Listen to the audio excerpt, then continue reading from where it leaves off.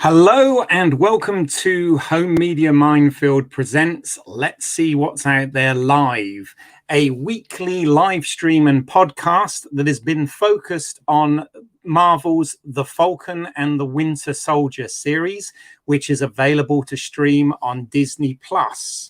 Now, we're doing this slightly earlier than we normally do. The latest episode, which is the series finale, dropped only today. So normally we have a couple of days to digest it, but we're going to be spoiling the entire series, including the finale, which is episode 6, One World, One People, as well as other areas of the Marvel Cinematic Universe and some of the related comics, etc. So just to get that spoiler warning out of the way before we dig into this. Now, if you're new here and you're new to the stream and you're watching, please feel free to get involved in the live chat. We really do want to make this as interactive as possible, and I will get to as many questions or comments as possible. If you're finding this after the fact, then you can still comment down below.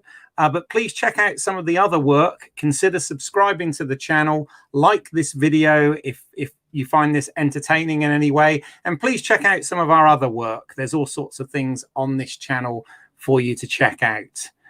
My name's Keith Isles. I am an independent filmmaker and a lifelong fan of movies, TV shows, and related media.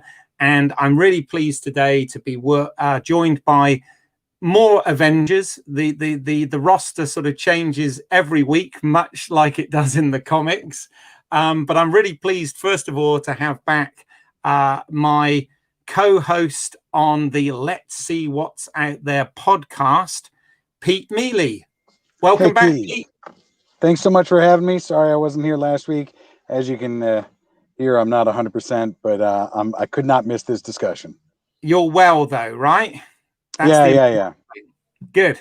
I was going to say, I said in the last one that I'd expect you to do a full recovery montage to music with a complete training program so that we can slot it into the episode. So that's one thing to follow, right? Yeah, well, I don't know. If there's one thing the MCU I think is overdone here, it's montages. So, right, yeah. You've got to have a montage, but that's a whole nother thing. There you go. Last week, I mentioned that Graham Williams and Clive Ashenden were on a special mission over in Eastern Europe. And I need to find out what's happened here because only one of them has returned for tonight's stream. So welcome, filmmaker Clive Ashenden. Hello. Good to be back for the end game. There you go. But what did you do with Graham? That's the question. No. What did you do with your beard? That's the important thing. Well, you know, I had to go undercover, so. Wow, you had to go undercover. You know, there you go. We could have said you were someone completely different, right? I'm trying it today with the glasses, you know, so that nobody recognizes me, because that's a real superhero trope, right? But no, sadly, Graham can't make it this week, nor can Ian Diaz, the Mega Geek. Unfortunately, he is so popular in the podcasting and live stream world that he is actually double booked onto another live stream this evening, which hopefully you're not watching. You're watching this one because, of course, this one is going to be better. But returning this week as well, we have another YouTuber. So I know that it's not on his live stream. This YouTuber, check out some of his work on the Mr. Brown Alliance channel. Welcome to back to the podcast, Ian Brown. How you doing, Mr. Brown? Is that me? You. Evening, boys. How are we? Evening, Keith. Evening. Good. Evening. How you been? You all right? Yes, not bad today. I was streaming lunchtime for an hour, chewing the fat over various things. I'm back on here now. I managed to squeeze in the Falcon in between somehow, but there you go. Squeezing in the Falcon. There you go. That's just yes. By the way, we've heard from Graham. Graham Williams is undercover of Clive's shaved beard. That was quite a lot of hair there, Clive, clearly. But it's good to know that he is not only well, but he is watching. So he's here in spirit. We miss you, Graham. But I'm really pleased that we do have another Avenger to join us tonight. This man is a filmmaker, and he was also, or should I say, I was his co-host for 5 years and some 150 episodes of Movie Heaven, Movie Hell. If you've not heard of that, check out that podcast. Lots of discussion on movies, including superhero movies and all sorts of things. He's recently directed the feature film Modern Love, which is available to watch on Amazon Prime. Welcome to the show, Simon Aiken. Hello. Hello. I tried to build you up there. Hopefully it was okay. Yeah. It was welcome, Keith. Thank you so much. It's nice to be on here. I've missed quite a few of these, so well, it's nice to have you, and you are always welcome. You know that you are definitely part of the Let's See What's Out There team, which is growing, as you all are here. And before we actually get into tonight's show and the breakdown of tonight's show, I want to ask you, Simon, as you've not been on this series so far, excluding the latest episode, what has been your thoughts on the series so far of the Falcon and the Winter Soldier? I think it's been a bit of a mess. Okay. When I heard that the show was coming along, it was made to look like it was going to be the adventures of, Sam and Bucky, like a buddy cop series or something like that. And we get a whole lot of ideas, but there's just like not much follow through. I mean, it's interesting. You have the whole thing with the Flag Smashers and what happened after everybody came back, and this whole displacement of people who, when half the population of the Earth went, they needed people, and they moved around, and they found new, moved into people's accommodation. So when these people came back, they had to push them out and make them refugees. And that was kind of like an interesting thing, but they didn't do anything with it, apart from it being the motivation for this terrorist group. Also, then you have the super soldiers as well, with, coming up with a serum that it doesn't have the side effects that it does when it came to Captain America, the first Avenger. And then also you have, Sam and his, he doesn't know if he wants to take on the mantle of Captain America, if actually, he gives away the shield. And then when somebody else takes it, when there's a new Captain America, it's like, oh, well, now I've got to be Captain America because the new Captain America is not very good. And it was just, well, I can't say any more, can I? Really, that gets into this episode. No. But it was all a bit predictable, and then also their decisions on how things played out just didn't seem to work. So it seems to be like a whole lot of ideas that was just, they didn't quite seem to mesh together. And I think because of the interplay between the two actors, it would have been nice to see him doing a weekly adventure series and not having this sort of connected over 6 episodes as well, because last week's episode they totally wasted. I mean, that was a slow episode. I'm like, oh, if it's a 28 episode series, I understand the slow episode, but you got 6 episodes. Fingers, but I got 6 episodes, and you're slowing down when, if anything, everything should be ratcheted up. So when we get to today's episode, it's it was it wasn't much of a build up. No, No, and I take your point, and obviously I saw Mr. Brown nodding there. I know that, you, Mr. Brown, definitely agree with the episodic thing. We also had last week, we had Anthony Bueno join us on the show as well, and I believe that if memory serves, he said a similar thing as well. Indeed. About it being. So that's cool. Well, let's get into tonight's episode, or this episode, One World, One People, episode 6. We always like to do a little bit of a brief synopsis of the plot. Over to you, Pete. Okay. So the Flag Smashers kick off their evil scheme.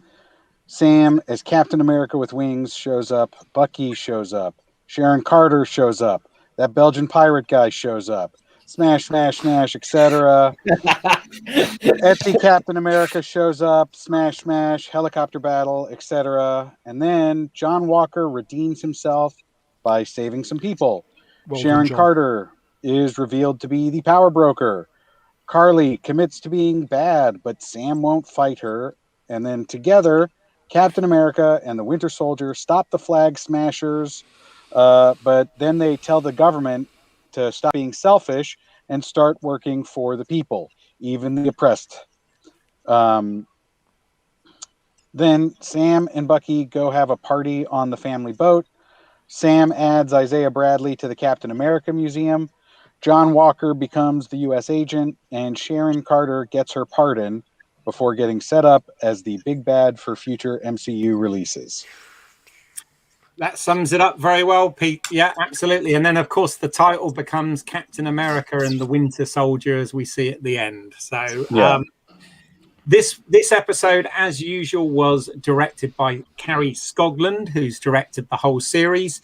But this episode is credited as being written by Joseph Sawyer. Joseph Sawyer's previous work included Being Mary Jane, SEAL Team, and 88 Proof of Concept prior to this. So that's the credits for this episode. So let's dig into it. Who wants to start? Not me. I'll start. Oh, okay. Pete. Because like I said, last week I wasn't able to join, but I had a lot of thoughts on last week's episode. Oh, okay. And I was really looking forward to joining. And now I think that my thoughts are basically the same, which are that, this show from series get-go, like Simon has said, right, has been a little slow. It's been a mess. They've had some great ideas. They've had some great nuggets that I would have loved to see developed and turned into something amazing. But they weren't. And I think we got the same thing here with this final episode. There was stuff in there that was fun and compelling and I got into it. And then there was stuff where I was like, this really feels like a first draft. And like, we couldn't have done another pass on like a bunch of these lines. Cause come on, man. Right. Like this definitely should have gone through a couple more rewrites. And there's stuff that you feel like, oh boys, or whoever was doing this, the Sharon Carter as the power broker was the most unappealing reveal I've ever seen. And it was also like pretty muddled because the, Belgian pirate guy from Captain America and the Winter Soldier, that's where we first saw him. Right. And then he was the guy in the helicopters in episode 1. He's been talking to the power broker on the phone right? And then he's like, oh, you're the power broker? It's like, no shit, she's the power broker. Sorry, excuse me. I'm sorry, Keith. You're editing it, mate. Okay. And it was like, I was so frustrated that like Carly apparently knows she's the power broker. And so her identity is not a surprise to Carly, but then it is a surprise to this Belgian guy who's like way more in on the comings and goings. It feels so ridiculous.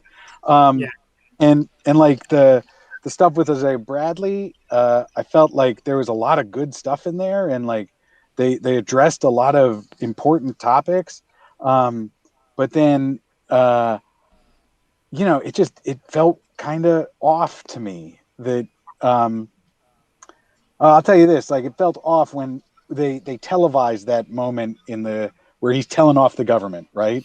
And then they cut to Isaiah Bradley watching it and nodding. And I was like, that's a little bit heavy-handed, guys. Like, Slightly, and I was like, yeah. I don't know why you needed that, especially when you come back to him later and you give him a whole scene that he gets to express so much more than he did with just, nodding while Sam is talking. And then I hate to be petty, but I did not like the new Captain America outfit. I don't know. It felt stupid. It's the collar. You know what it is? It's like he's got cutouts for his ears. Yeah. Like, what? Yeah. Why do you have cutouts for your ears? Yeah. Also, if you're flying, don't you want some sort of protection on there with like pressure differentials and stuff? Whatever. And then when he like put the shield on his back, I was like, "Ooh, watch out for the wings." But I'm not a costume designer and whatever. I was so happy to see Sam Wilson as Captain America. That the costume is a very minor pick, and please don't hold that one against me. Yeah. That's all right. No, I mean, it's true though.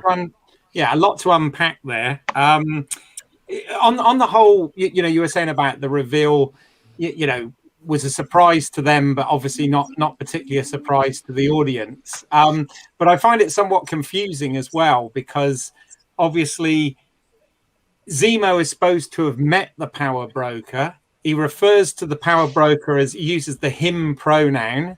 And also the time that they're referring to was the time when Sharon Carter was Agent 13. So I'm a little bit puzzled continuity-wise. As usual, continuity is always my thing about how that sort of lines up. But it's a Dread Pirate Roberts situation. That's exactly what I was thinking, Pete. Yeah, they just hand it on. Or maybe. Clive, I'm interested in your broad thoughts on all of this. Well, I guess my it's very mixed for me. I thought the one thing that the show landed, and there's a lot of things where it's really choppy and doesn't quite work, was the stuff with Sam. I thought that his reveal as Captain America, I personally didn't have a problem with the costume. It was just nice to see him in it and finally being Captain America, and then the speech. You could, all right, it's on the nose, but it's it's like the final bit, and so like there's, that's the bit where we've had the most connective tissue, and actually it lined up. It might not all have been like the best written or the best way they could have done it, but it did actually connect up for me, and I did like feel something with that, with him and Isaiah Bradley, with him at the end giving the speech. That he felt like Captain America, which is great. That's what you want, I think. But there's so much of the rest of the stuff where you're just kind of pulling your hair out, going, "What the hell is this?" That's where the beard went. That's where the beard that's went. right. I was just going pulling chunks out before you watch this. I was so angry about the Sharon Carter as the power broker. Mm-hmm. We can go, but. I feel like overall the show really had a villain problem because they couldn't really set on one, so they were going for, I think, for this Captain America Winter Soldier thing of like it's like a Shades of Grey world. So we've got John Walker who's who seems to be a good guy, but no, he's got this dark side, so he shouldn't be Captain America. We've got the power brokers whose heart's in the right place, but they're doing horrible, murdering and terrorist things.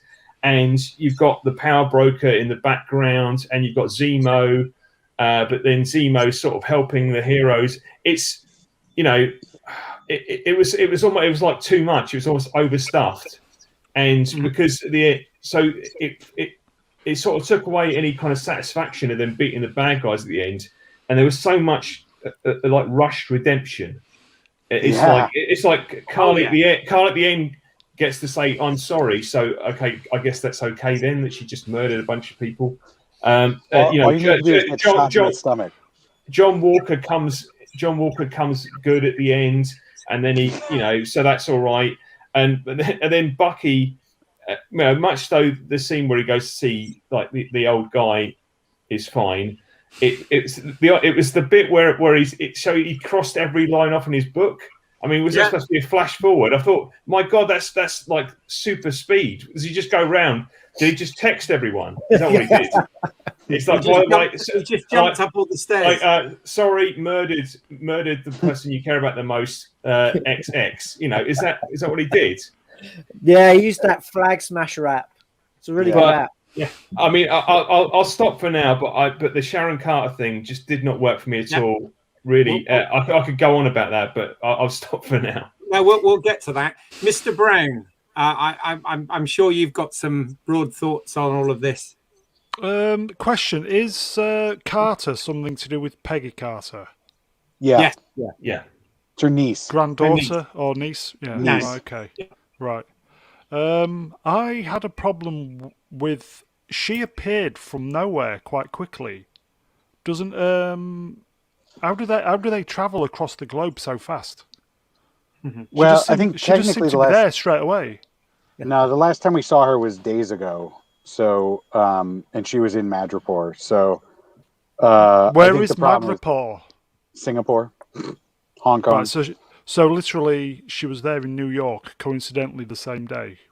So did she know about what was going on? Her. He said that he called for some help. She knew. Right. Okay. Well, but she would have known anyway as the power broker, right? Yeah. She would have known what Carly was. And... Yeah. And then of course, as an Easter egg, she had the same tech from Captain America and the Winter Soldier to disguise the face, the same one that's Scarlet Johansson.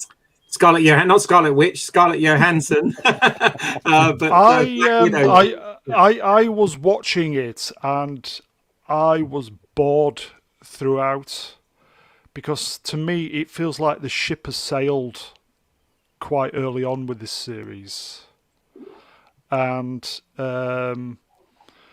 it just seemed like we wanted to see Sam as Captain America, and we've had to trawl through 5.5 episodes of boredom to get to it, which is what I wanted from episode 1 and the weekly missions.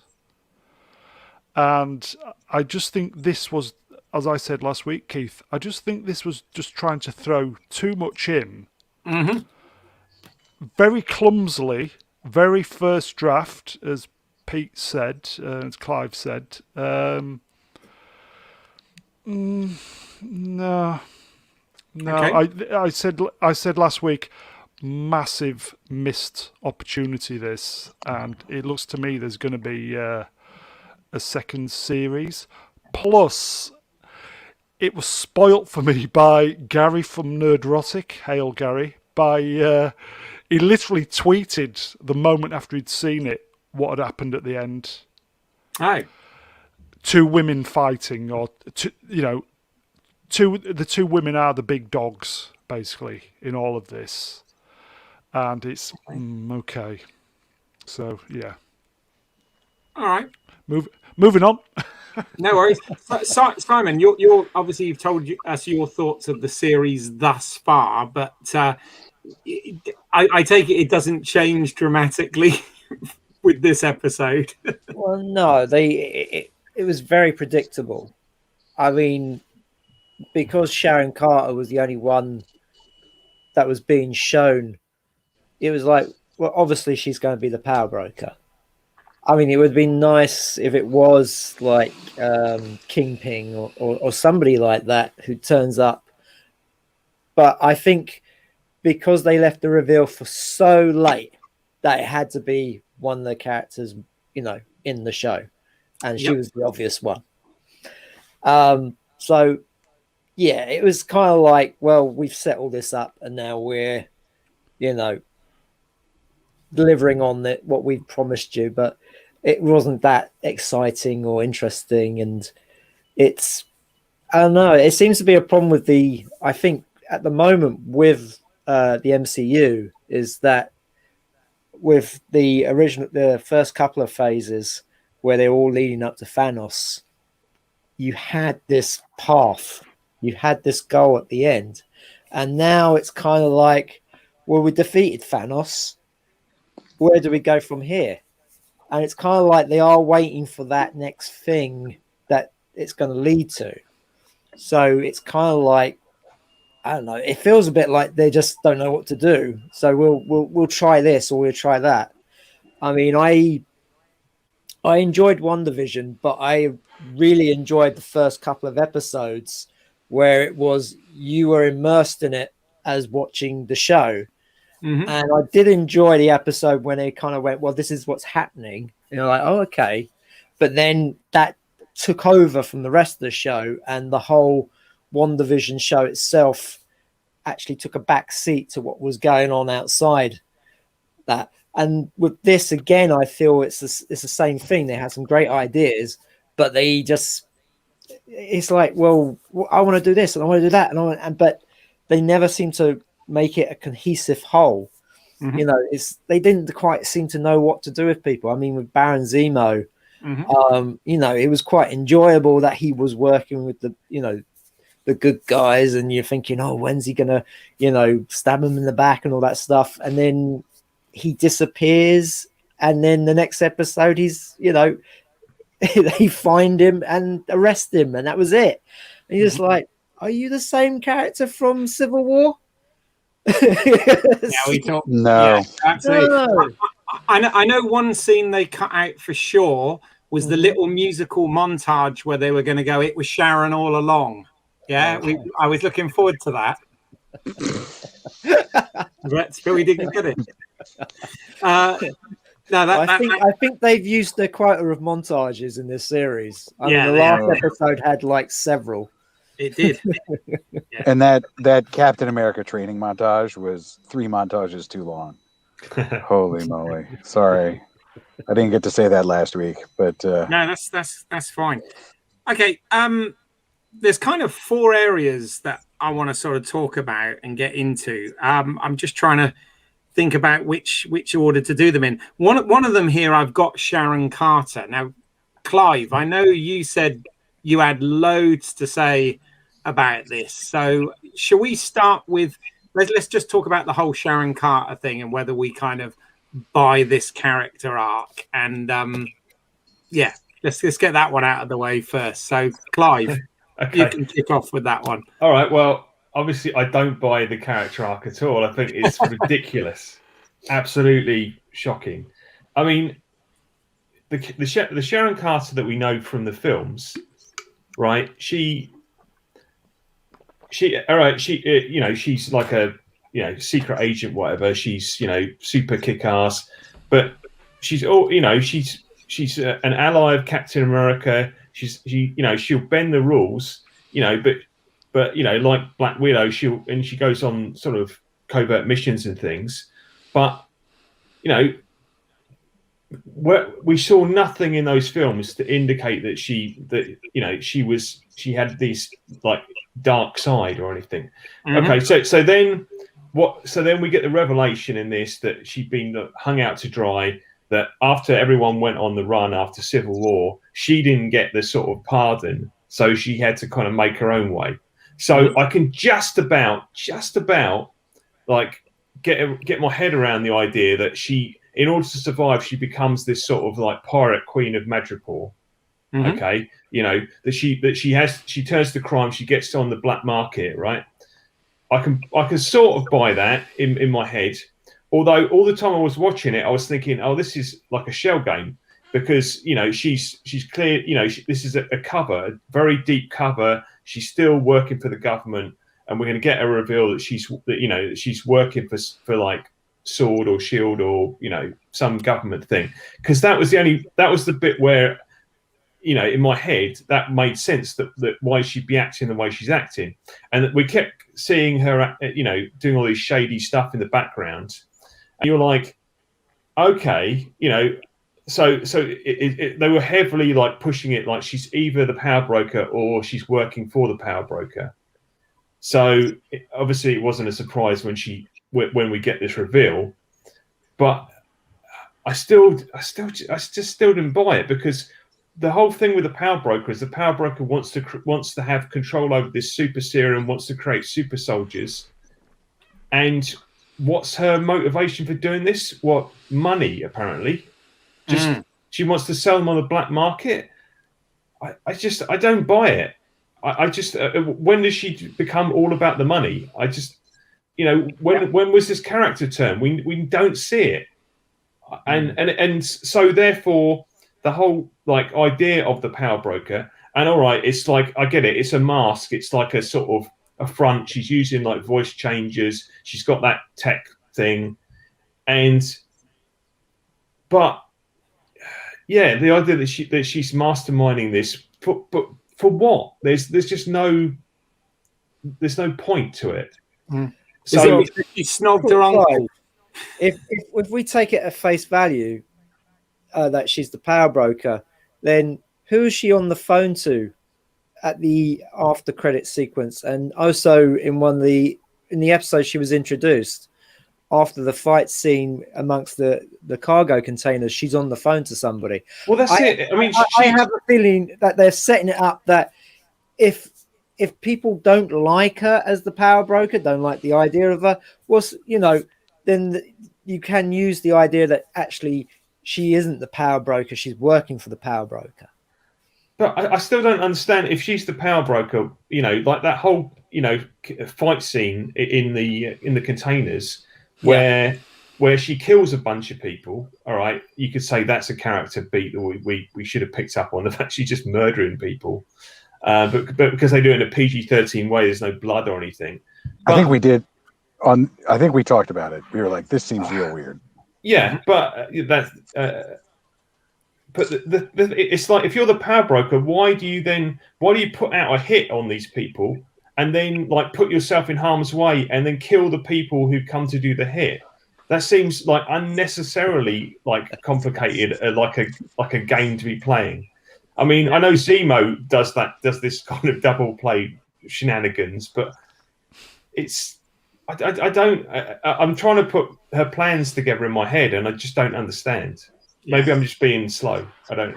No, I think it goes back to the thing where this episode set stuff up and then didn't really think them through and didn't develop them enough, right? So Sharon Carter as the power broker, not well developed, just sort of like somebody wrote that on a Post-it note, stuck it to a billboard, and they went, "Yeah, okay, that's done."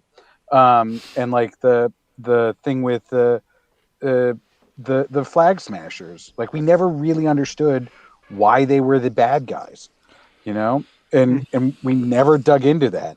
And then so it sort of even took the rug out from underneath of Sam trying to give them a redemption at the end, because we didn't really understand what they were doing in the first place. It was just like, oh, they're the bad guys, but why? What was the point of this whole thing where they were kidnapping people? Like, how did they save the day? Yeah. They put 3 people in trucks and then drove them to a construction site. Yeah. What was the end of that thing supposed to be, right? Like, I guess because they were like the heads of this big council, and they were, and so the idea is if they take those people away, then they can then stop these changes being made to the relocations or something. I mean, to be honest, terrorists / freedom fighters, whatever you want to call them, don't often have very good plans. But the concept with people were because people disappeared and then they moved into their houses and relocated and stuff like that. Yes, it was. I think it was a good idea to put this into the series, but going back to what I said last week, Keith. They should have booked this for, say, 40 episodes, 4 seasons, 10 episodes per season. Have weekly stuff, but have a story arc going throughout the series. Maybe John Walker, and they could do this Flag Smashers. But it just seemed like it was all shoehorned into 5-6 episodes. Mm-hmm. And it's really there's a lot of stuff to flesh out when you think about it, and it's suffering from back of a fag packet script, and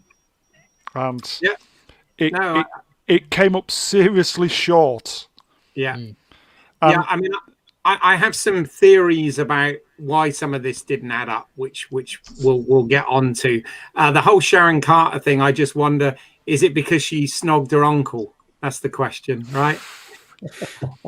But got a comment here from Star Charmer 82. Wonder who that is.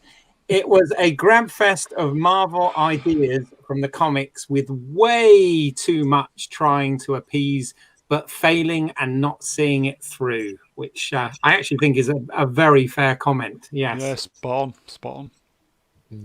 on. No, absolutely. So, Simon, any have you got any sort of strong feelings on the whole Sharon Carter thing before we? Well, it just comes down to she was being set up to be Steve Rogers' love interest, in Civil War, and then that didn't play out, and it became Steve Rogers' path became something else. And so they have this character, and it's like, well, what should we do with her?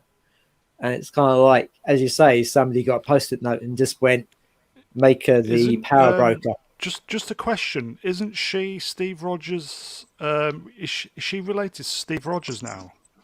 Not unless you get super wibbly wobbly, timey wimey, but yeah, it's timey wimey. Yes. Yeah. That's what I was thinking, because obviously he goes back at the end, doesn't he? And lives his but life. So even then, is it incestual? No. It had to be asked. Sorry, guys. Yeah. It just popped in there. Sorry. It's just it gets into that little Woody Allen territory, I think, where you're like, well, I don't know if we would normally do that, but there's no like blood relations. So it's not timey wimey, right? Okay. No, because it was never that she was Sharon Carter's offspring. She was Sharon Carter's brother's offspring. Okay. Okay. Yeah, that's what I meant. That's what I meant by the snog the uncle comment. That's where it came from. There you go. No, that's cool. Any other thoughts on the whole Sharon Carter bit before we get into the other bits and pieces?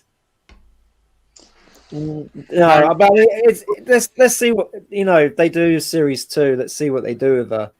Yeah, we're all disappointed with the Sharon Carter thing. I feel, and who's she speaking to at the end? Well, is Hydra going to be reformed? Is this another character we know? Someone completely new. Hydra never died. Yeah. Well, who? I'm forgetting her name, but the actress from Seinfeld. You know what character she's supposed to be? Lady Hydra, isn't it? Yeah. So there's a whole sort of Hydra angle, probably coming in for series 2. Yeah, I have to say, I find a great an actress as she is and all of this stuff, but I find her scenes both last week and in this episode incredibly jarring. It feels like it's from something completely different, and I'm like, what the hell are you doing? So I'd like to offer a different perspective on that. Oh, okay. I mean, I totally agree. It feels totally different than so much of the rest of this episode, but I felt like they were perfect. Like, sure, they're totally different, but great. And like, let's not crap on this episode, the good parts of this episode. Like, let's not say like, why was that so good? It didn't fit in with the rest of this garbage. Like, you should be saying like, look, that was those two scenes, well written, like clear characters, clear thoughts, 100% behind them. They are so jarring because the rest of this show was a bit of a mess. Yeah, and also it's coming from the fact that she's a character we're supposed to know more about from Black Widow. But because Black Widow hasn't come out yet, her scenes have kind of been like ruined a bit because we don't know who she is. So it is that as you say, they're well written scenes, but without context, they don't mean much. It's like when she drops her name, unless you actually know those particular comics, that means absolutely nothing, right? Yeah. So, and I had no idea. I mean, I looked it up in my research for last week's episode, but I had no idea who she was meant to be. And I'm still somewhat puzzled even now, even though I've looked it up.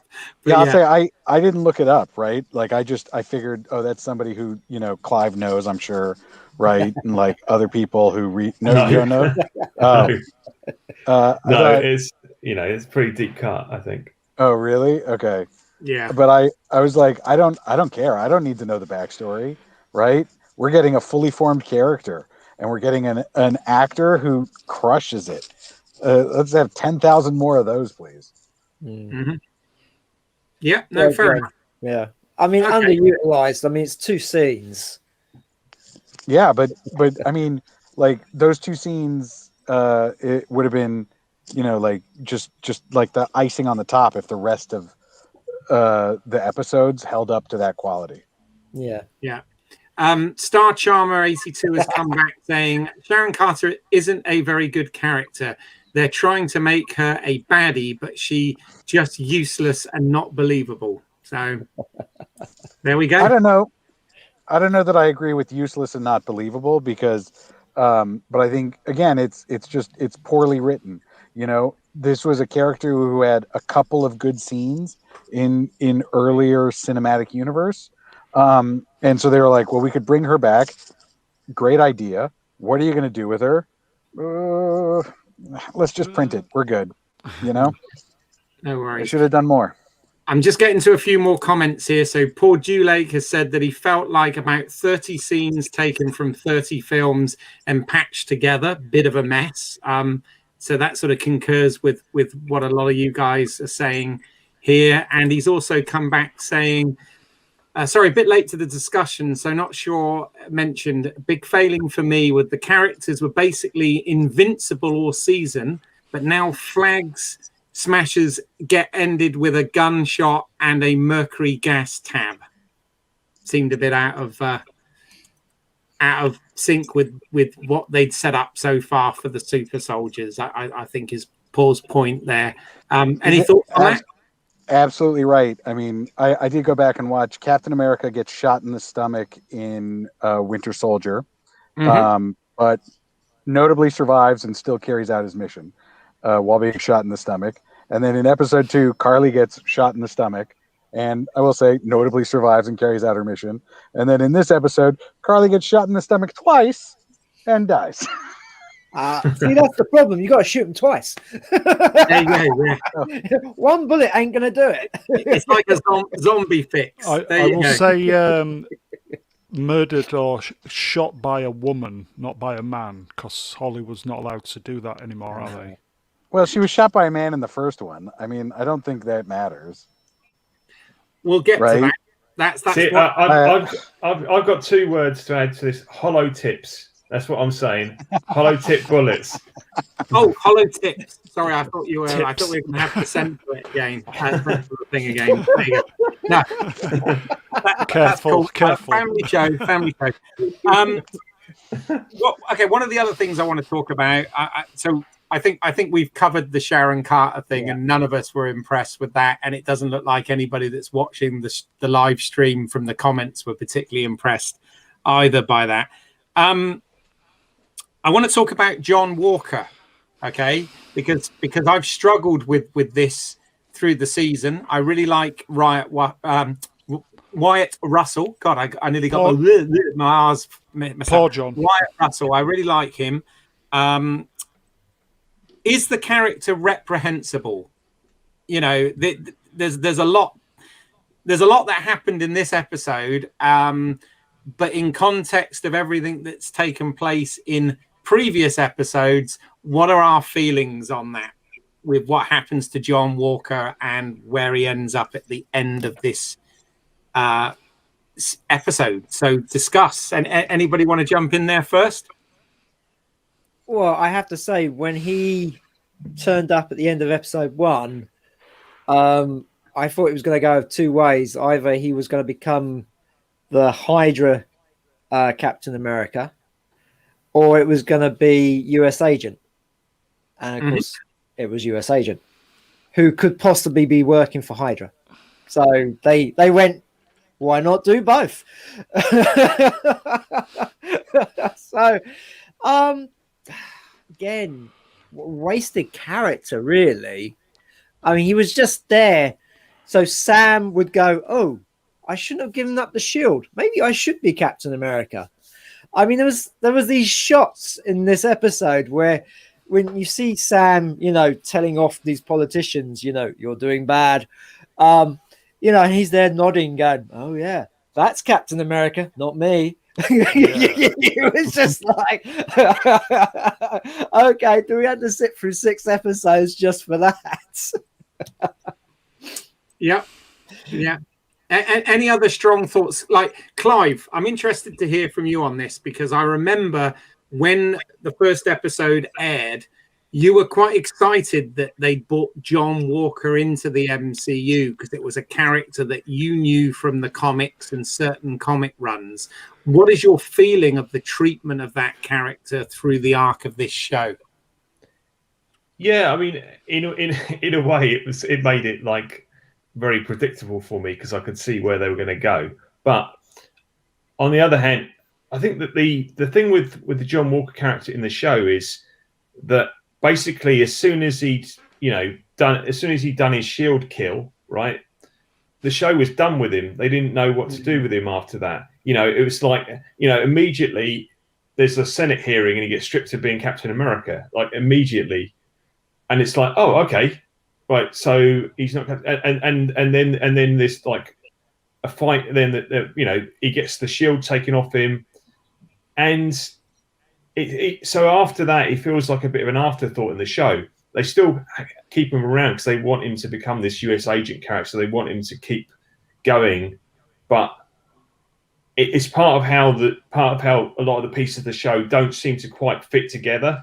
Mm-hmm. It's they feel like a very awkward fit. Like there's been a lot of rewriting due to COVID. Who knows? Yeah. We'll get to that. So it was. I didn't mind that he came good in the end. Even though he's clearly still got rage issues and stuff, and he's not like a good guy. But that was fine, and I like Wyatt Russell. So. Is that true to the character from the comic books? Well, the character in the comic books is much more of an asshole, or at least that's. Oh wow! He started off as like a major like asshole basically, and one of the major things that distinguished him from Steve Rogers is his attitude to violence. He was very much on the Batman end of the violence spectrum, in terms of like beating people to a pulp. So it was, so this in the show they made him more of a weak character, and in the comics he's more of a kind of like, I guess he's more of a sort of he's more of a dick. If that makes sense. Mm-hmm. But he's an anti. They've made him as it's gone on. They've made him more of an anti-hero. He's become this US agent character. So he's one of those characters who's kind of often working for the good guys, but you have to keep an eye on him because he'll just go and straight out murder people. Mm-hmm. If you don't tell him to sort of pull his punches, because he doesn't really pull his punches. So. Yeah, I mean, I described it last week, my frustration last week, and it wasn't about the performance. It's more within the writing. Is I felt that it lacked nuance. I feel that the character was either portrayed as a complete douchebag or an okay guy, but there wasn't a lot of in the middle. Mr. Brown, do you have thoughts on this? Wyatt Russell. Given the material he was given, I thought he's a good actor. He's a good actor. As the guy said, it was just not very fleshed out, was it? It was just kind of on or off. Mm-hmm. And no, as Keith said, no nuance, no kind of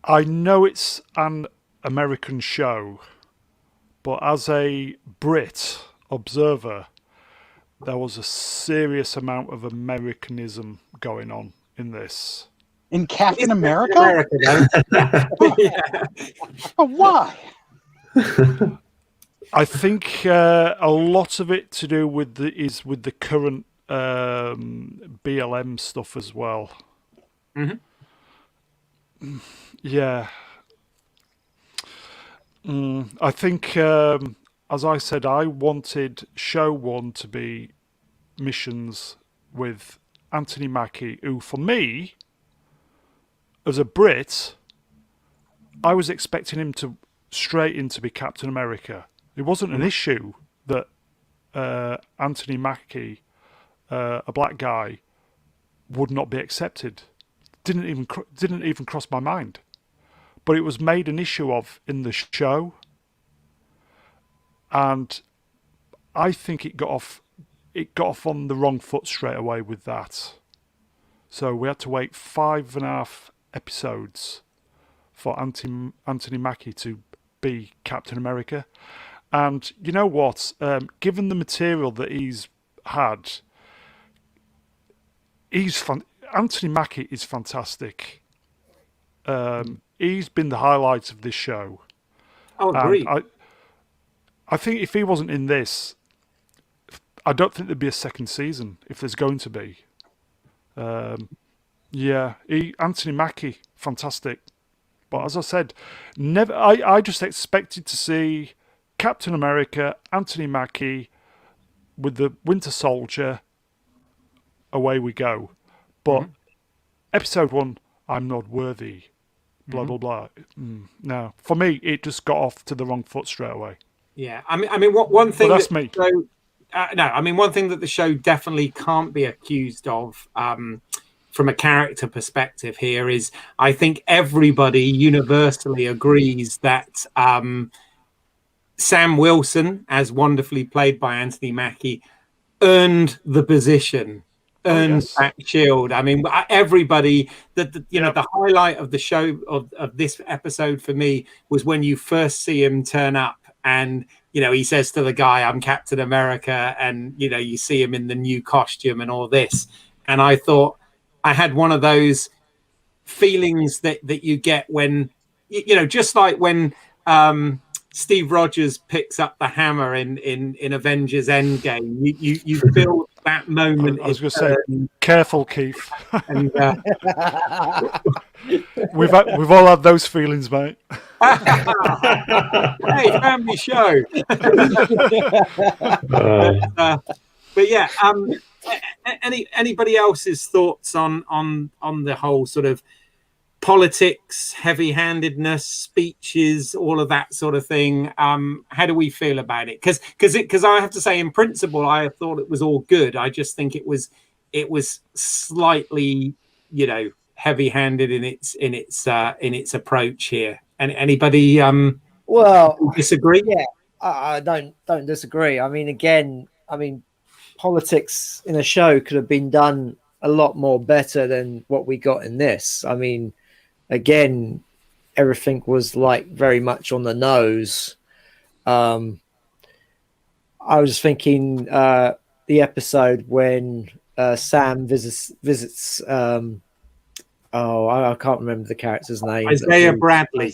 Yes. Yeah. And the cop, touches him, and it's like, oh yeah, I get that all the time, and but it was really heavy-handed. I mean, again, if they had sat down and thought about this properly and say, right, well, we want to showcase this kind of stuff.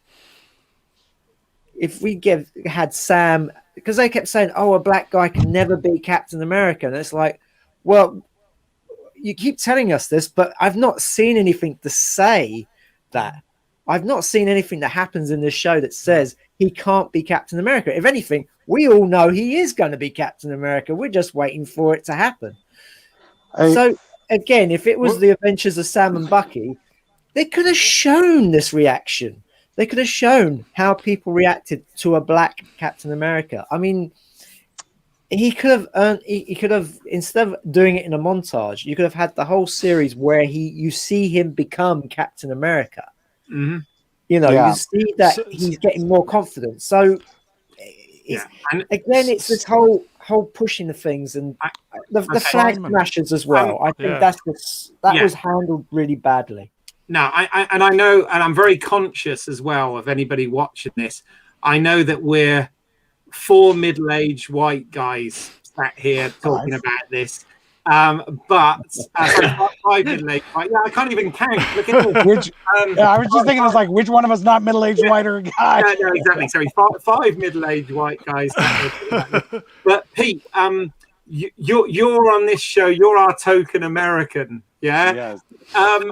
As somebody that lives in the United States and whatever, what are your thoughts on this? I mean, are we way off? Are we like sheltered Brits that don't know what we're talking about here? I think that might be the case in some of it, right? I think that America has a serious race problem, and for all of my life up until about, I think, 5 years ago, it was handled by ignoring it. And we ignored it, and we ignored it, and we ignored it. And now we're starting to try to have this conversation broadly, and start talking about it, and start acknowledging truth and acknowledging what's really happening at the root of the country, right? Because slavery and racism was part of the founding of America, right? And sure, we fought a civil war over it 150 years ago, but the fact of the matter is that the Civil War slapped another Band-Aid on top of it, and things went very much back to how they were. And so like what's been amazing is to start being an American right now, being part of the conversation and trying to figure out like how to be honest and truthful with everyone about sort of this racist problem that for so long has just been ignored. And so as an American television watcher, which is probably the wrong transition to make right now, right? But as an American television watcher, I think every show in the past year on TV has tried to deal with this, and a lot of them do it very, very badly.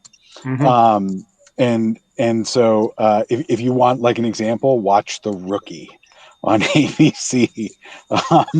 Watch season 2 of The Rookie and then watch season 3 and notice the sharp turn that show takes.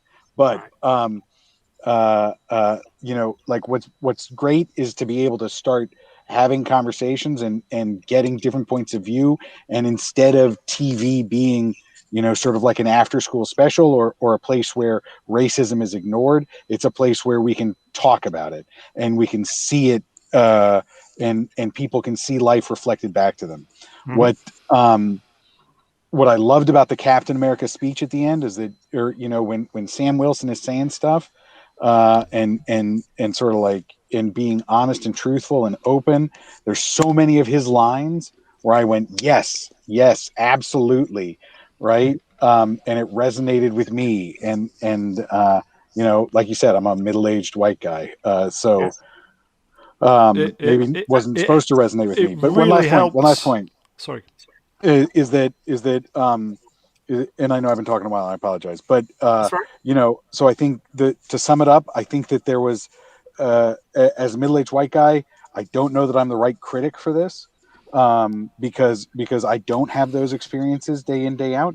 But I will say that some of those lines I was like, it still feels a little clunky, and it still feels like you're just trying to bang a note on a piano instead of playing the chord, right? And giving it the depth that it needs. But I am just so happy that we can actually have this conversation and see these shows on TV. And, so like, this is the starting point of this. Yeah. And a lot of people are doing it poorly. And in 50 years, I hope it's a way different.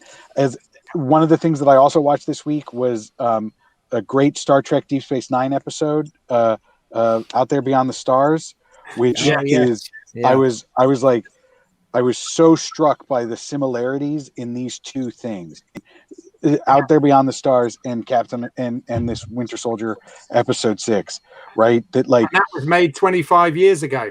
It was made 25 years ago, and when it was done, people were like, "This is heavy-handed. This is ridiculous," but it resonates. And you know what? Like, I think that let's watch this episode in 25 years. Let's see where America goes. Let's see what America does, and let's encourage it. Let's let it grow. Yeah. I'm not going to pretend also that those things don't exist over here, because of course they do. Mr. Brown, did you wanted to jump in with something? Sorry, did you? yeah. I was just going to say, I appreciated the speech at the end. Mm-hmm. I got it.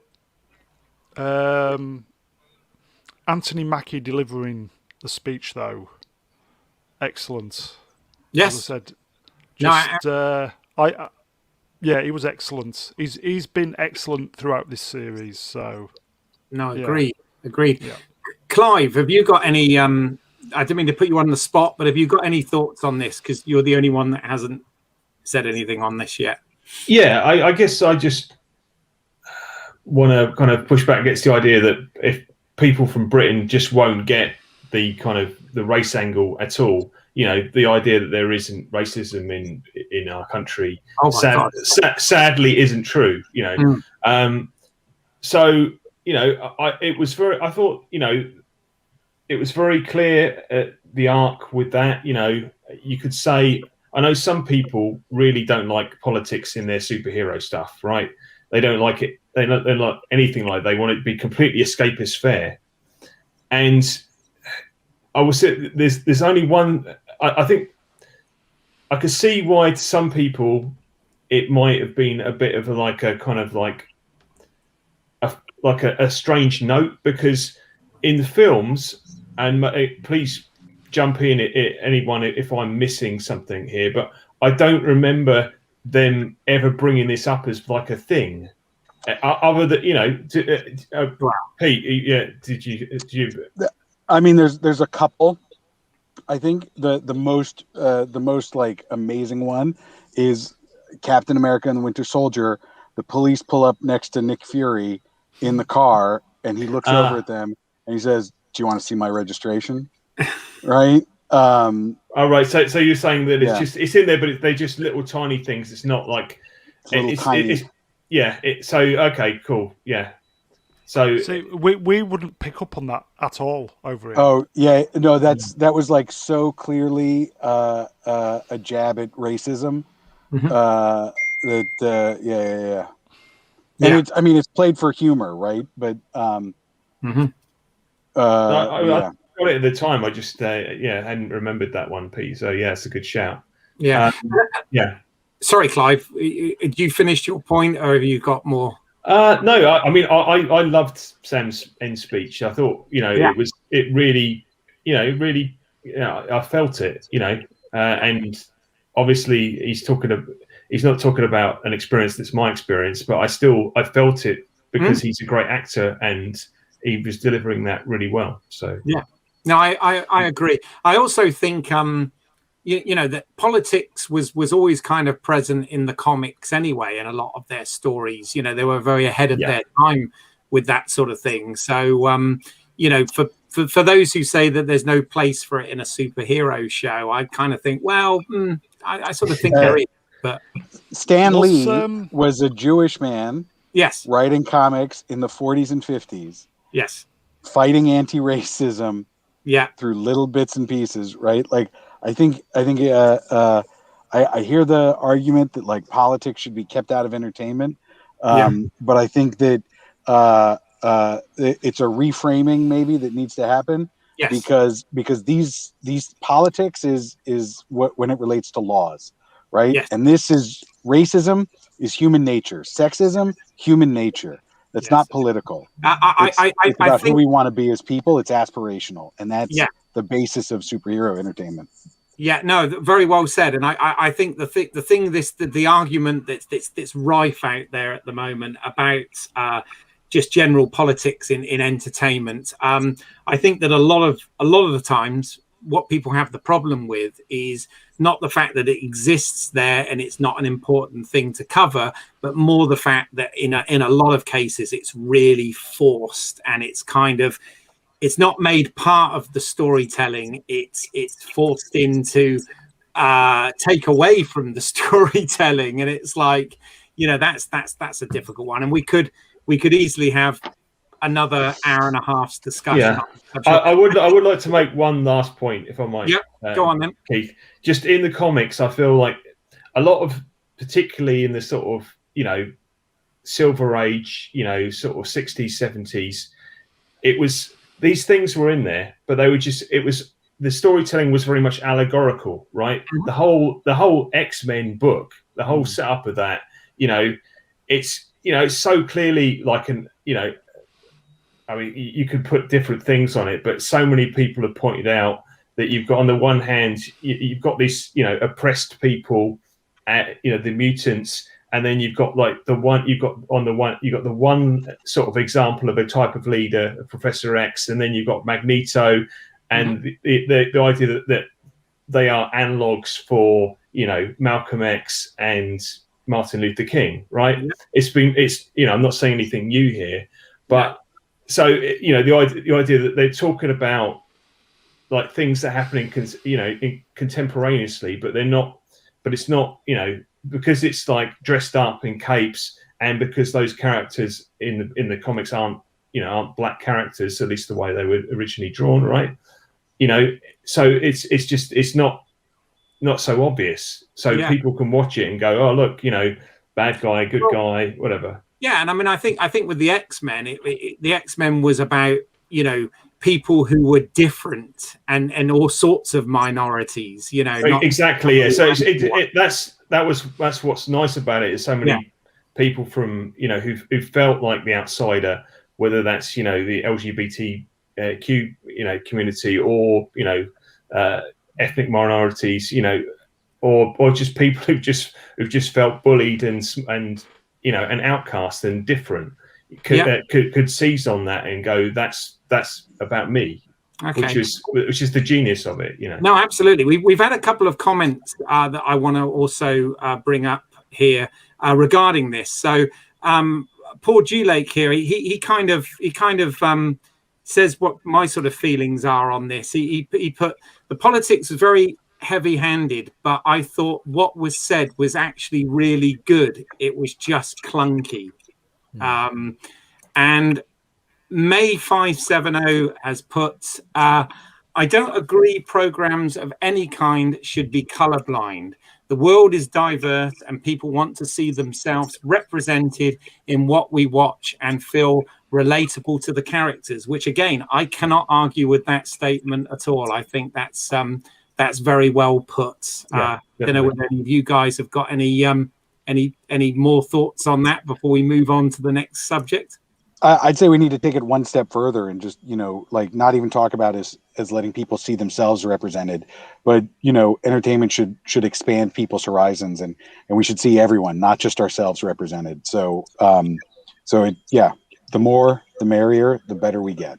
No, infinite diversity and infinite combinations. There you go. I've hit my Star Trek quota for the episode. It always comes up, and that is so good. And I'm really glad. I'm really glad you said that, because I do try with guests as well on this, but obviously we're just a small stream and don't have a very big audience at the moment. But I have been and always seeking as much diversity as we can get in guests to the show, whether it's age ranges, genders, ethnicities, whatever we can do, to sort of bring it in. So if there's anybody out there watching that does want to come on and say some things about this, please contact us through the channel. You are more than welcome. I'd love to head it up. My whole mantra with this channel is it's about respect and it's about entertainment. And I always try and view everything through positivity. I don't want this to turn into one of those, nasty, ranty type of shows which are out there. And that's not what this is about. It's about the entertainment and the passion and the love for the source material and what we're discussing. But I really do thank the comments that are coming in, and indeed all of the points that you guys have made as well, because I think you kept it really respectful, and that's important. Okay, next topic I want to cover with you guys about this series is regarding you've all said, and some of our other guests have said, and I know Ian Diaz, for example, has said a lot about this. The writing of this show has been heavily criticized, okay? And I understand, and I don't disagree. I'm just throwing a different sort of perspective and idea in, and I just wonder what everybody else's thoughts are. And none of us really know, because sadly we're not working for Marvel Studios. We're not involved in these productions. Wish I was, but there you go. But there's been a lot of talk about the fact that a lot of stuff has happened in post-production here. Rewrites, re-edits, changing of story points, additional dialogue recordings, even some reshot bits and pieces, because apparently the original storyline dealt with the Flag Smashers releasing a virus across the world that was going to kill thousands of people. And obviously in the wake of what we've just been through this last year with COVID, the producers felt that the show needed to be re-edited and Disney. Now, okay, Disney, absolutely. Let's be honest. This is a Disney Plus main platform show. But my thought, the reason I'm bringing this up is that I believe some of the things we've criticized about the writing, the character arcs, the story arcs, and certain things not making sense. I'm not necessarily saying I'm forgiving it, but how much of it do you think is, again, I know it's speculation, but is down to that? And I just wondered if I wanted to have a little discussion about that and see what you guys thought about this.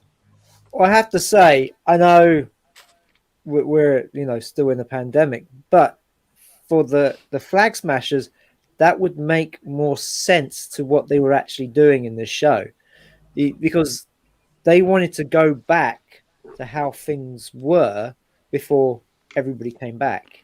So releasing a virus that would wipe out half the population makes sense.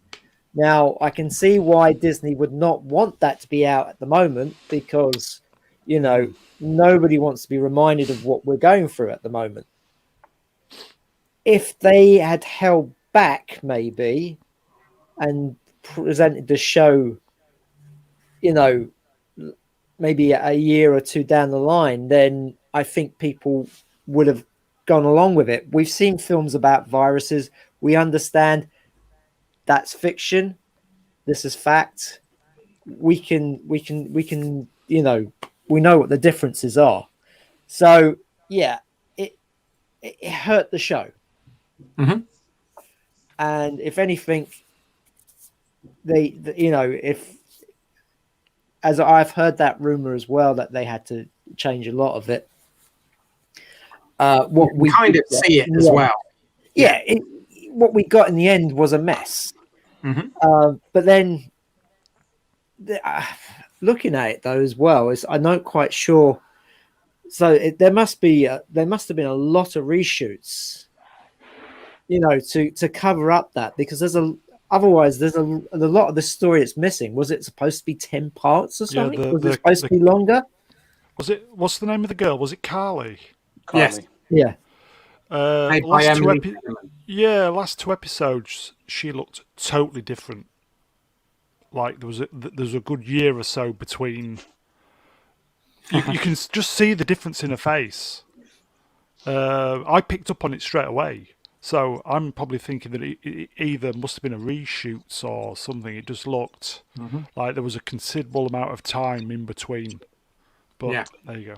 No, that's fair. I mean, there was definitely some heavy re-edits that have gone on here. Clive, you're an editor by profession. What are your thoughts on this? Have you got any? Was there anything that sort of do you defend that argument about whether the story worked, or do you think that that's an excuse, or do you think that with the money that Disney have and with what they do with these shows, they should have been able to iron it out and have it cohesive? I mean, there's part of me just wants to say that every show that gets made has rewrites, has reshoots, has ADR, has things changed at the last minute, has studio interference. Any big show has that. So there's that on the one hand, and then when you add this other thing on top of it, right, where you can clearly see that there's been that interference. This was supposed to go out before WandaVision. It's supposed to be like the big launch, right? But because of these reshoots, then it's become the second show, and probably you suffered from that because I know what everyone's feelings here about WandaVision is. I personally really enjoyed it, but it was a very different kind of show to this. In a way, this starts off much more like the MCU we're familiar with. It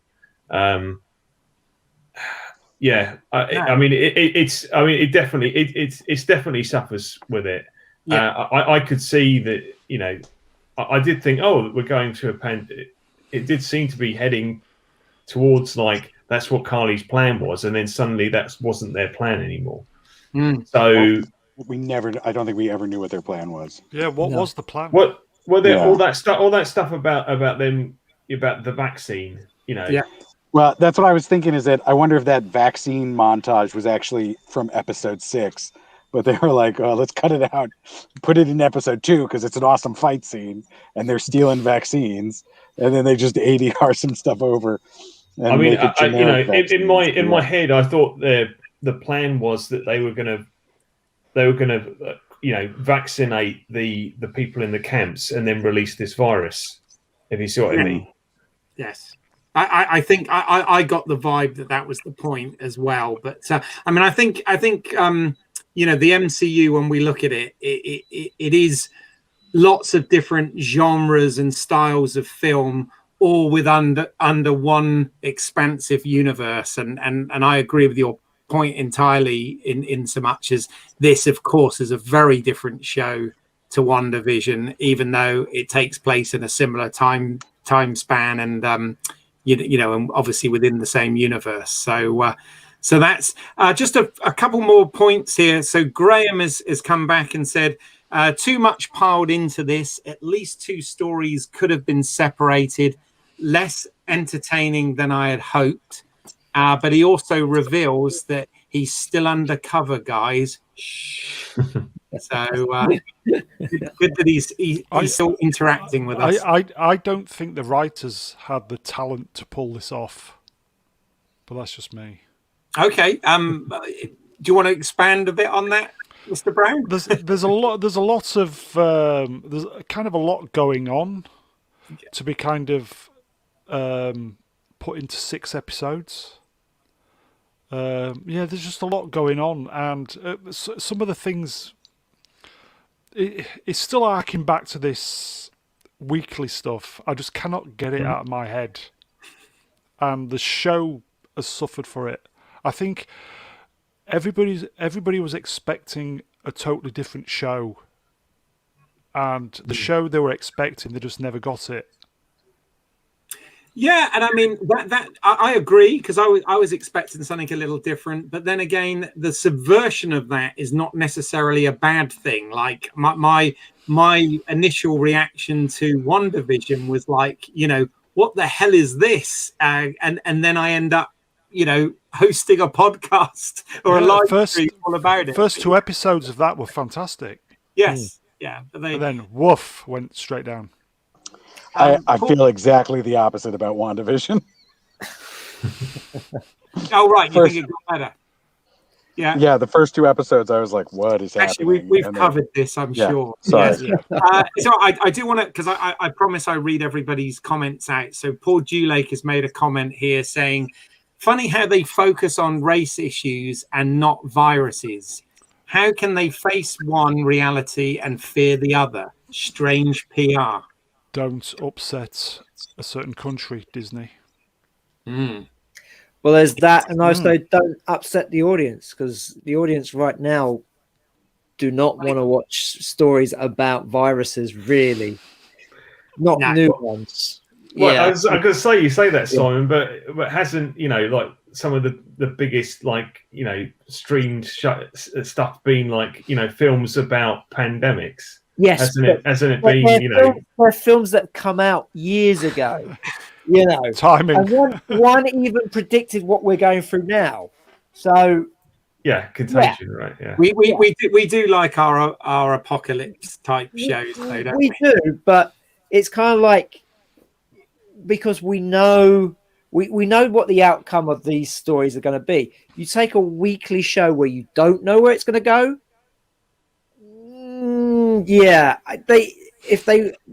I would have liked to seen the virus story personally, but they would have needed to held back on it and bring it out a few years later.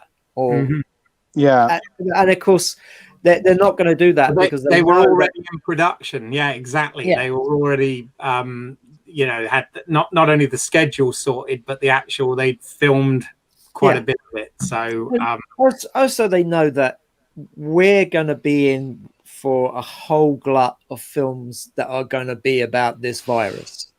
Every low independent filmmaker out there right now is, they've got their scripts. We're, my experience of the virus, and a lot of people, we don't want to watch that right now. That's something we want to watch 10 years down the line, because we're still living through it. We're still stuck at home, even though over here in the UK, things are opening up, bit by bit. Gradually. Yeah. Yeah. But, you don't want to be, you want to be entertained. You want to be taken out of what your experience is right now. Give it 10 years and then make your COVID-19 film.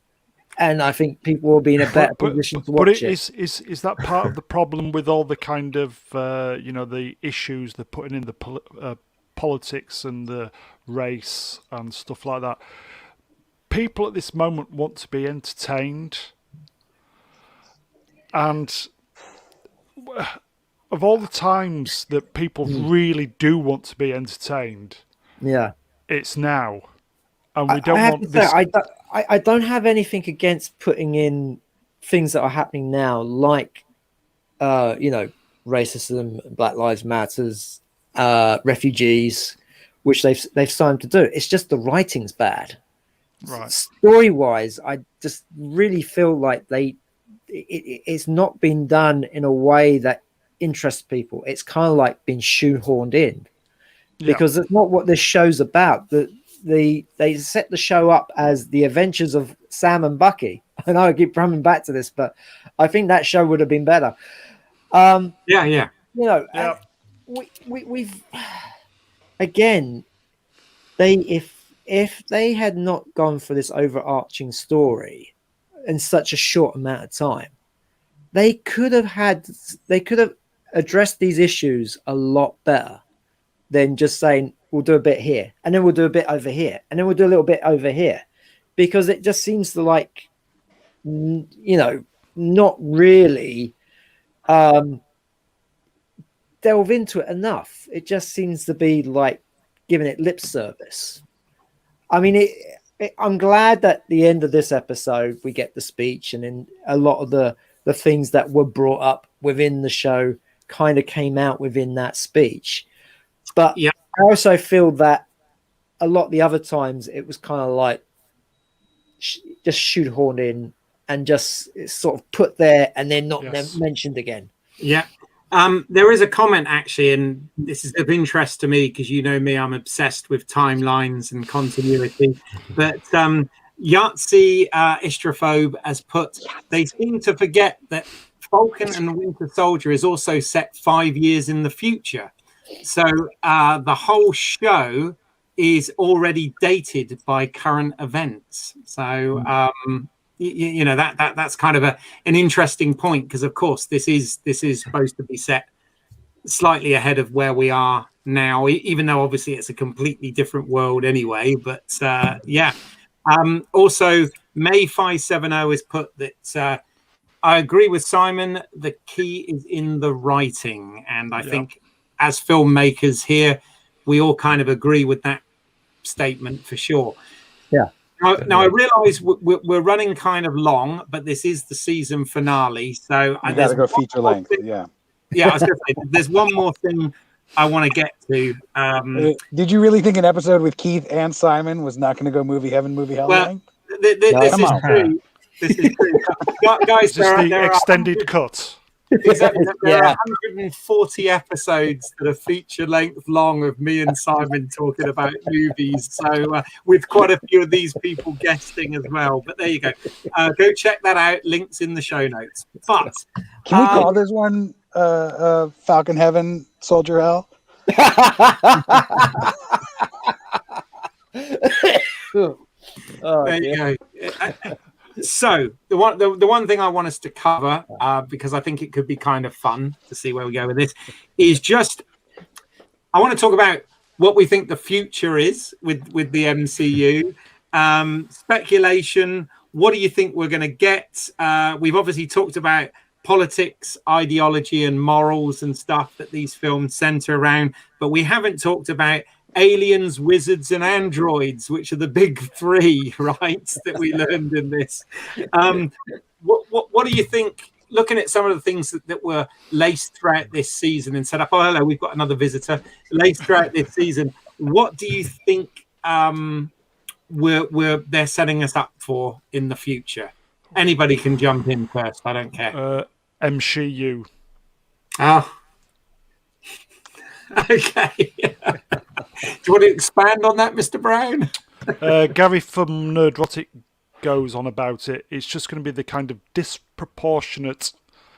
See, God, I could sound like a misogynist kind of woman hater, blah blah blah blah blah. But it's this episode was lots of strong women, and it just seems, God forbid, It just seems disproportionate. I don't know.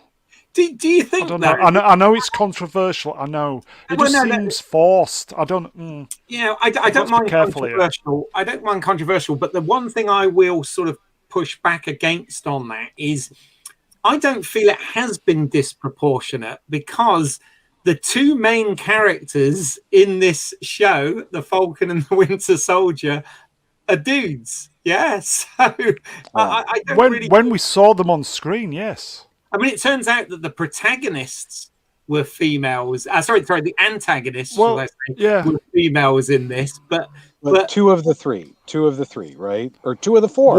Let's throw Zemo in.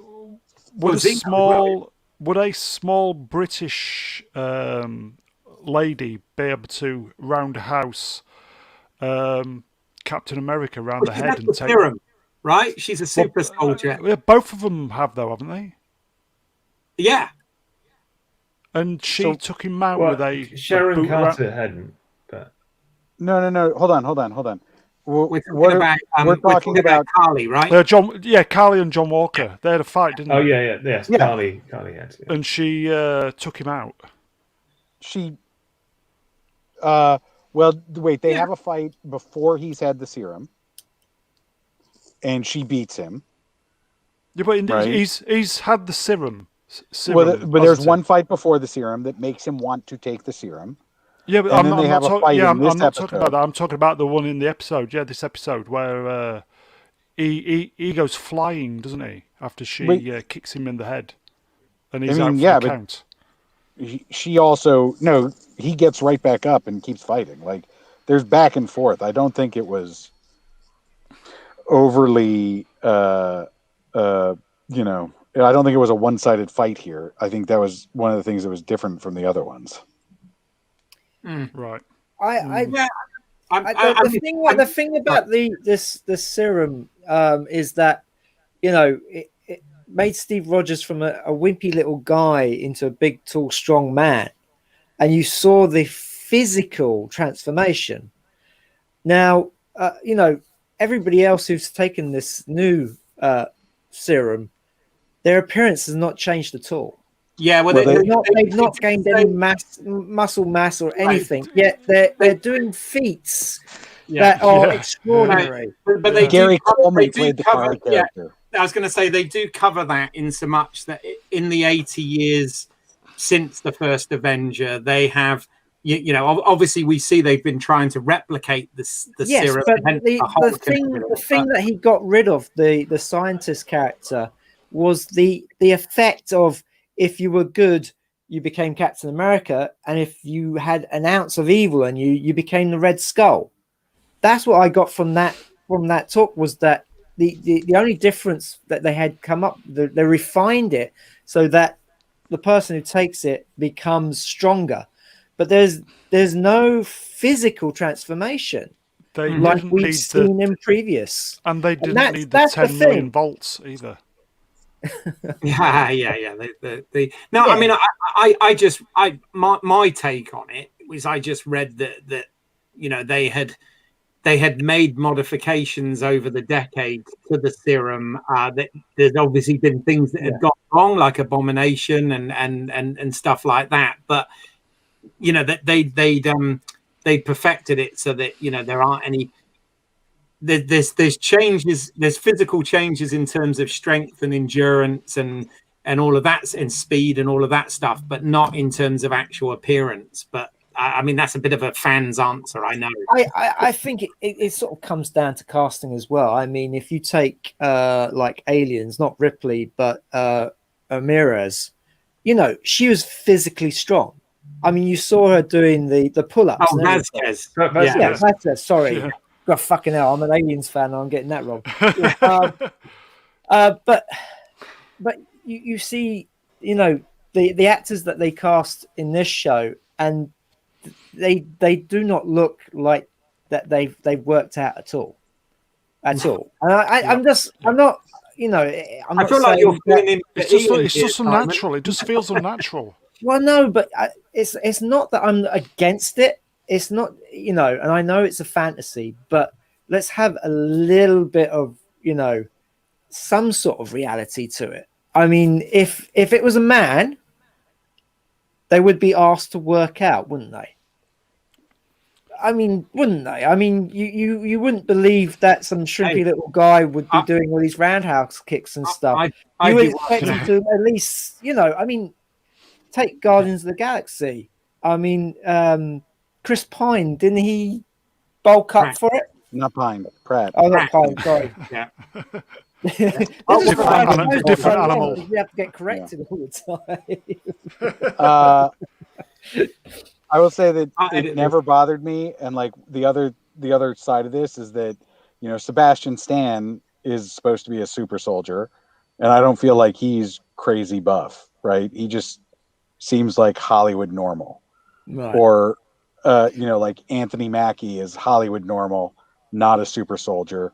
Sebastian Stan, super soldier. I mean, Anthony Mackie, his character is more to do with using his brain, using the equipment he has, using his, you know, he's always using his jetpack. You know, he's always flying around. When he attacks somebody, it seems to be a lot more tactical than just being brute force. So that I understand. It's just that they're both in pretty good shape, though, aren't they? I mean, that Sebastian Stan guy, he just looks like that Luke Skywalker dude. Well, you mean Harrison Ford? Yeah.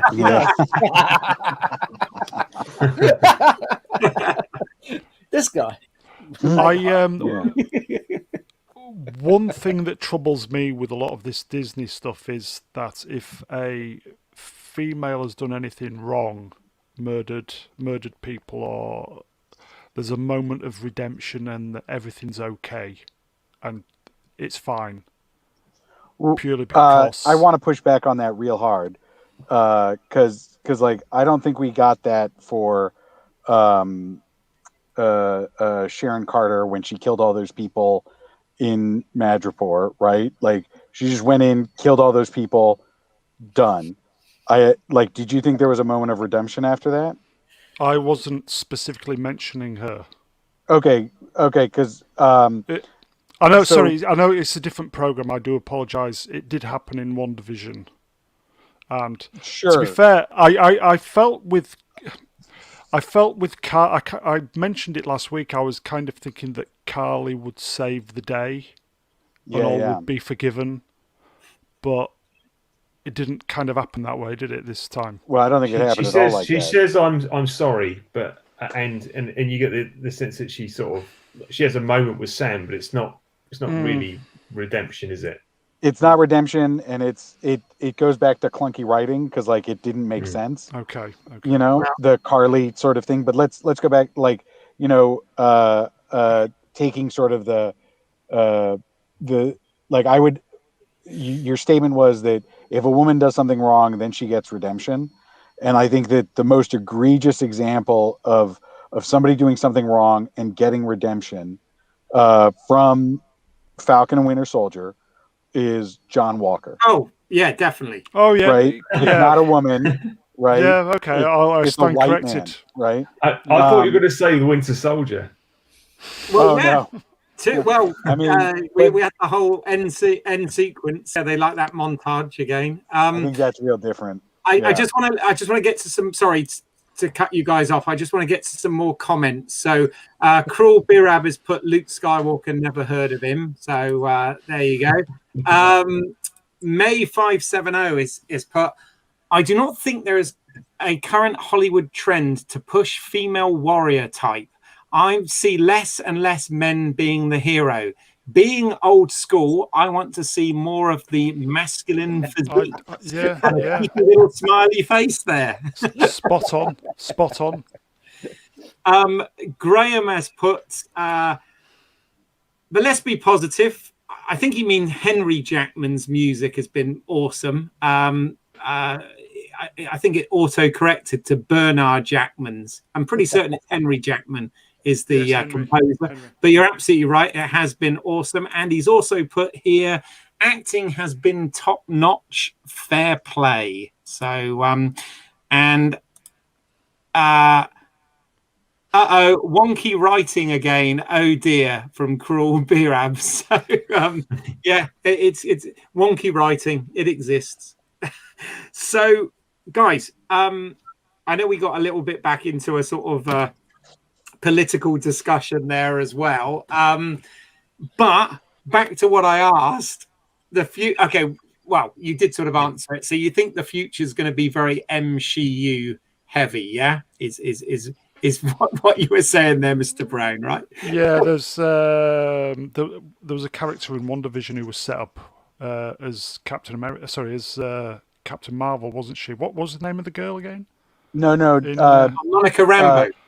Yeah, Monica Rambeau. She's got all right. Okay, she's got superpowers. Yeah, hasn't she? But that's she's got the powers of light and spectrum, and I might be saying it wrong, but yeah. Okay. Yeah. But she's cool, man. But that's cool. I was going to say that's fine, right? It's super cool. I mean, I want to see that. Well, this is kind of what I'm angling towards a little bit. Actually, is do we feel? And again, I'm no expert on the comics, so forgive me if I'm getting this wrong. But they obviously showed Zemo there on the raft at the end. Yeah. Is there a chance? I believe there's a group in the comics of anti-heroes that are kind of led by Zemo called the Thunderbolts, which are sort of named after Thunderbolt Ross. Well, they're straight up villains, but then they turn. So, or some of them do. So, yeah, it's a possibility. By the way, May 570 has just texted in as well. Monica was the original Captain Marvel. And yes, I believe I've read a similar thing there. So she should have actually... Does that mean she should have been that before Brie Larson? Interesting. Maybe. You can argue that Marvel should have been the original Captain Marvel. The male character. But okay, now you've... Is that anyway? Not Shazam? Oh, that's a whole nother thing. Right, Shazam was Marvel, right, or something? Is that right, Marvel? Anyway, never mind. You know what the future of this show is going to be? It's going to be course correction. This is going to be another Last Jedi. I could see that happening because the always feedback, goes back to Jedi. Ooh. well, the feedback from the show has not been very good, is it? And Hollywood does listen to that to a point, and you will find that they will go, well, they didn't like this and they didn't like that, so we'll give them, we'll give them the things that they actually want or will want to change. They still made Thor: The Dark World. So, yeah. I mean, I mean, they took from Thor: The Dark World, didn't they? Essentially, because we had Zemo playing the Loki role, right? Yes, yeah, exactly. No, I mean, but they made, what was it? There was a film that made that important. It's kind of Endgame, wasn't it? There was a lot of stuff in Endgame that was related back to Thor: The Dark World. But Yahtzee Instrophobe here has put that Thunderbolts are like Marvel's Suicide Squad. So that's quite a good way of thinking about it, right? Yeah. So that helps. But any other thoughts on where you think the future of this is all going? I find that quite interesting, Simon, what you said about you think it's all going to be a course correction type of thing. Well, yeah, I bet you any money they'll go, actually, Sharon Carter really isn't the power broker, it's somebody else, because the feedback from it is going to be overly negative. We've all gone, we don't think it's a great idea. And they'll go, you know what, actually, we can change this. And it's like, well, what else didn't they like? And we'll change that as well. I mean, I think that might be what's happening. Okay. If they do series 2, I mean, we still don't know if they're going to do series 2. They're going to do Captain America and the Winter Soldier. Yeah. By the way, I do say at the beginning that we are going to be spoiling elements of the Marvel Cinematic Universe because I have not seen the comment, but sorry about that. We didn't really ruin it much. Deliberately spoil anything for anyone, so sorry.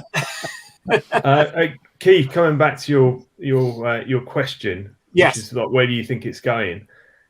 Where I see it going is that what I've got from this show and from WandaVision is that despite all of this kind of heated speculation about what all of these things mean and what it's all leading up to, what I've got is that nothing of any consequence is going to happen in any of the TV shows because it's all about it's still all about the movies. Yes. Yeah. It's still, and so imagine you just watched the movies, okay? Put yourself in that headspace, right?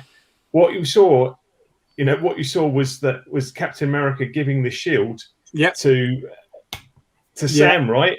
And then in the next film, he's Captain America. Well, that's what you would expect to happen, right? Well, this is just it's like we filled in the gaps. Yeah. And all right, I'm not saying there's going to be nothing that sort of there's not going to be any little seeds that don't pop up later, but no, there's it's not like the power broker was going to turn out to be Doctor Doom and or Kang the Conqueror, and they were going to introduce their big bad for the entire like phase 4. That's just not going to happen. Maybe we'll get a bit carried away, and we're like, oh, what's that mean? Who's this? Oh, and we get enthusiastic because we're geeks and fans. But ultimately, I agree. Yeah, no, I mean, I totally agree.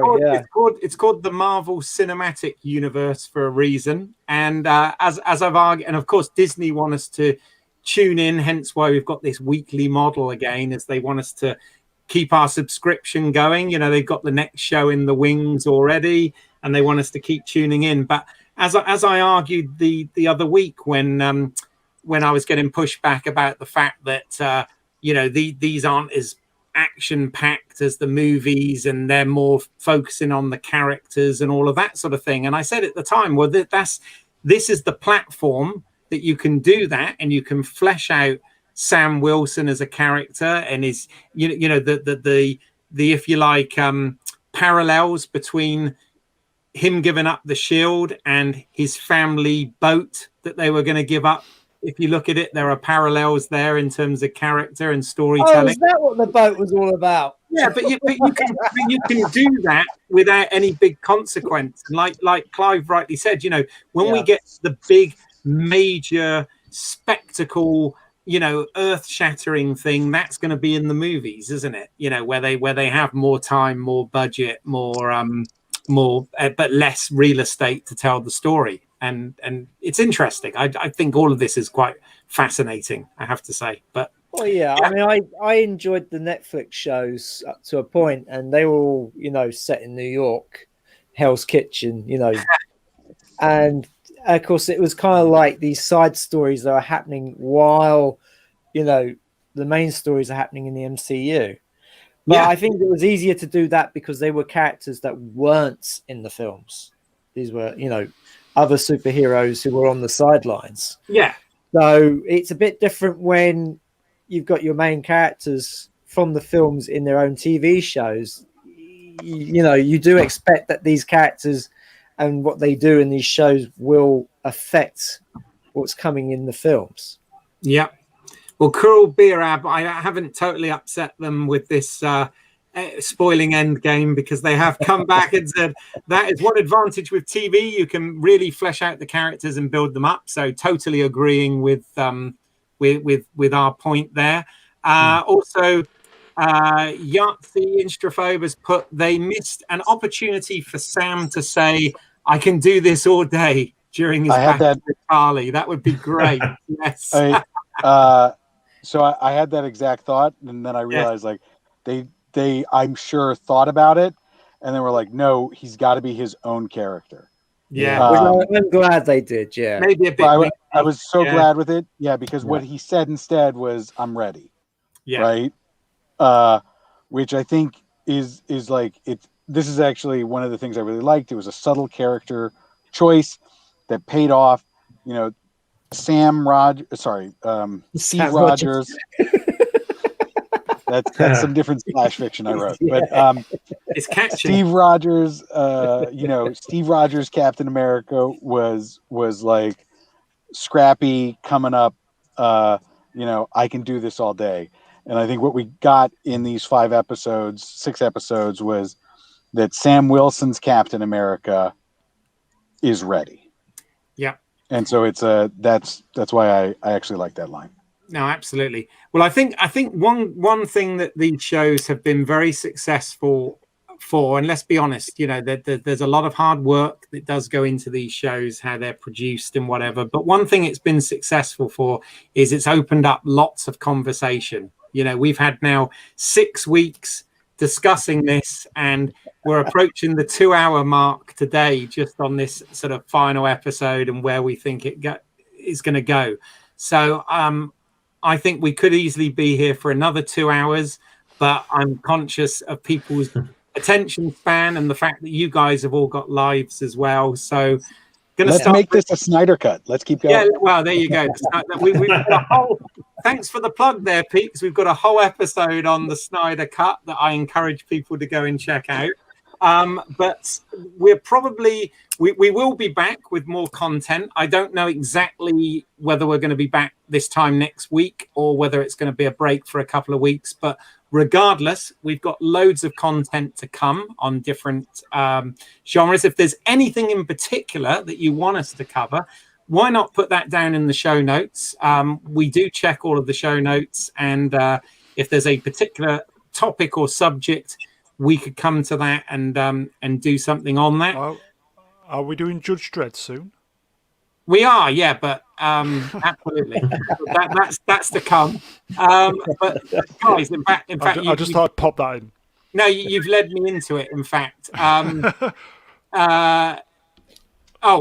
Pete is telling me in the private chat here that we can announce that we'll be doing this for Loki. So, because I did ask that question and I didn't get an answer originally. Loki's on the way, sorry. Yes. I thought I said yes.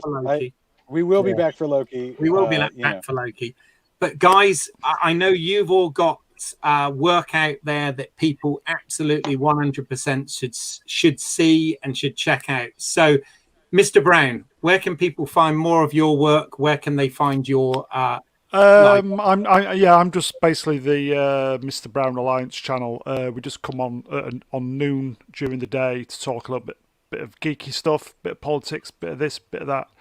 Just it was just for therapy while I was on lockdown, so that's the main point of the channel. Just to come on with like-minded people like yourselves, meet some new people, and just have fun. So, yeah, I'll be popping up on YouTube noon every day. And that's the Mr. Brown Alliance, right? Yeah, Mr. Brown Alliance. Yes, okay. That's that channel. Yes. No worries. I want to give everybody the opportunity. And wow, the things that have come out of being in lockdown. You know, we indeed, Keith. Indeed, yes. My friend. Indeed. Clive, where can people find more of your work? Well, thank you, Keith. If they go to Vimeo and put my name in, Clive Ashenden, they will find a bunch of my most recent short films. So, yeah. Yeah, please check them out. There's some good ins in there for sure. And Pete, if people want to get in touch, how can they find you? I'm on Twitter at Too Many E's, or subscribe to Let's See What's Out There podcast. LSWOT. What? Too Many E's? No, it's a Ravers joke. Sorry. Oh. Sorry, that was that was a previous life. Sorry. That's hilarious. As someone who's never really done drugs, I get it now. But winners don't do drugs. Unfortunately, fat nerds don't tend to do drugs in my experience. But we do a lot of ring dings, and but anyway. Do they have those in the UK, or is that just an American treat? Okay. Oh, does ring ding mean something else in the UK? No. It's all good. It's all good. I do a lot you were going to plug the podcast, Pete. Come on. I was plugging the podcast. Thank you. Let's see what's out there. Be professional.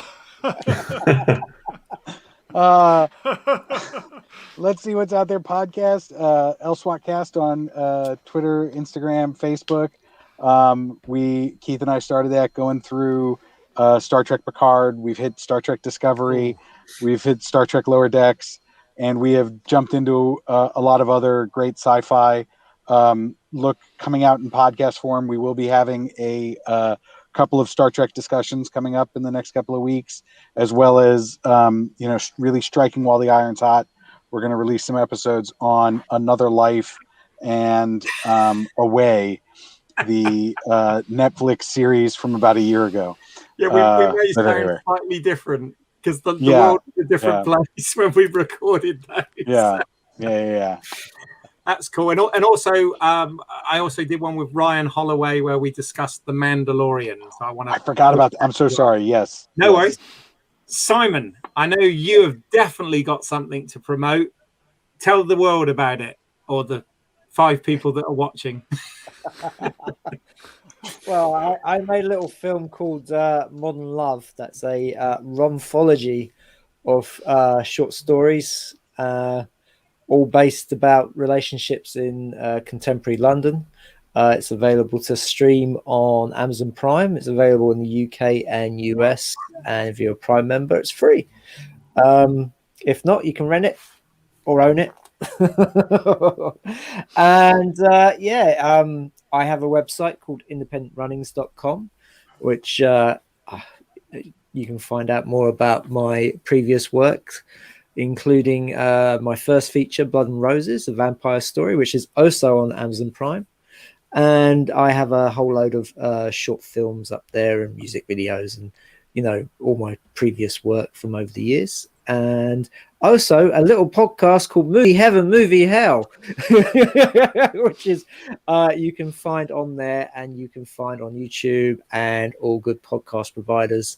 Every time I look it up on Google, we seem to be on more places. So it's sort of still out there, and hopefully people are still listening to it. Yes. And so you can find me on Facebook and Twitter. Just search my name. Excellent, Simon. Yeah, check out Simon's work. That is fantastic. And I'm glad that Movie Heaven, Movie Hell is, if you go and see what's out there, it's there. So that's good. You can find more of my work. I have another YouTube channel called British Isles, which is EYLES, as in my last name. And there's half a dozen short films that I wrote, produced, and directed that you can check out on there. Any feedback or comments are always welcome. So please check that out. Also, if you're here watching this, you've obviously found this channel. Please look back. We've got not only previous episodes on Falcon, Winter Soldier, WandaVision, etc., but there are also, if you're into physical media, I have reviews, unboxings, etc., of Blu-rays and 4Ks and things of that nature, plus some other live streams, other podcast contents. So there's all sorts of stuff. I really want to thank not only the guests tonight, but I want to thank you guys out there that got involved in the live chat and put your comments. That's really appreciated from everyone. Thank you. It helps get awareness.